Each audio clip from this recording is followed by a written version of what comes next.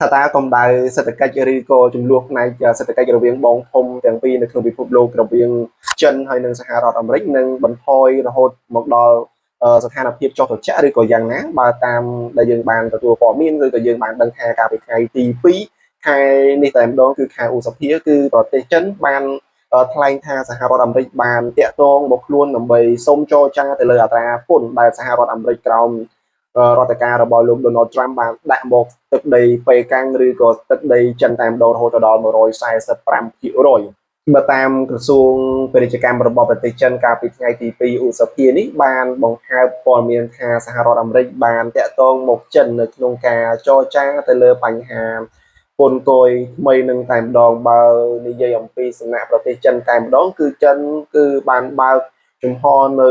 ពេលវេលានិងឱកាសនៅក្នុងការស្វែងរកការចរចារវាងចិននិងអាមេរិកដើម្បីស្វែងរក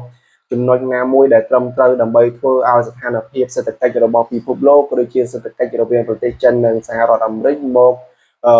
នៅស្ថានភាពល្អប្រសើរឡើងវិញតែម្ដងក៏ប៉ុន្តែប្រទេសចិនក៏បានទទូចម្ដងហើយម្ដងទៀតថាឲ្យអាមេរិកធ្វើការ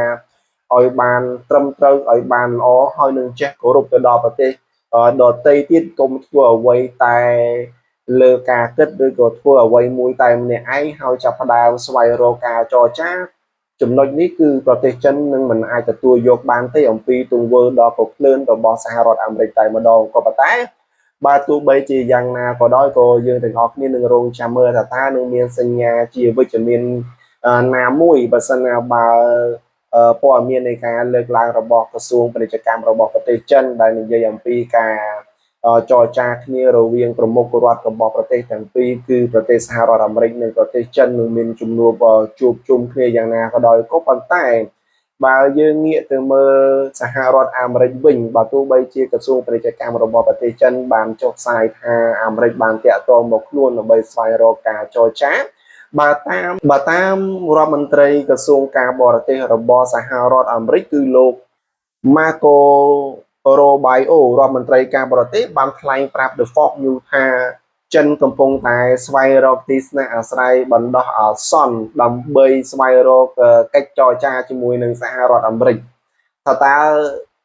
ព័ត៌មាននេះវានឹងទៅជាយ៉ាងណាបើខាងចិនបាននិយាយថាសហរដ្ឋអាមេរិកបានតាក់ទងមកខ្លួនដើម្បីស្វែងរកការចរចារីឯភាគីរបស់សហរដ្ឋអាមេរិកវិញកំពុងតែបានថ្លែងថាចិនកំពុងតែស្វាស្វែងនៅក្នុងការចរចាជាមួយនឹងសហរដ្ឋអាមេរិកចង់យល់ត្រូវរៀងខ្លួនតើចំណុចនៃការស្វែងយល់ឬការស្របគ្នារបស់រដ្ឋការរបស់លោក Donald Trump និងលោក Xi Jinping នឹងទៅជាយ៉ាងណានោះទេអញ្ចឹងមានតែយើងទាំងអស់គ្នានឹងរងចាំតាមដានមើលអំពីលទ្ធផលឬក៏លទ្ធភាពនៃការជួបជំនួបកម្ពុជាដ៏ធំរវាងបណ្ដាប្រទេសបងធំសេដ្ឋកិច្ចនៅលើពិភពលោកទាំងពីរនេះតែម្ដងតែអ្វីដែលយើងបានដឹងឬក៏បានយល់តាមរយៈសារព័ត៌មានជាពិសេសក៏ដូចជាតាមបណ្ដាញសារព័ត៌មាន The Reuters បានថ្លែងថាចិនកំពុងតែស្វែងរកវិធីសាស្ត្រនៅក្នុងការ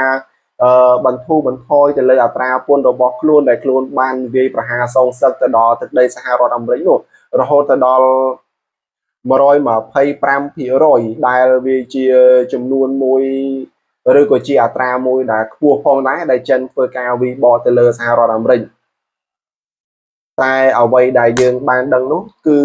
ចិនកំពុងតែមានការបន្ធូរបន្ថយទៅលើអត្រាពន្ធពី125%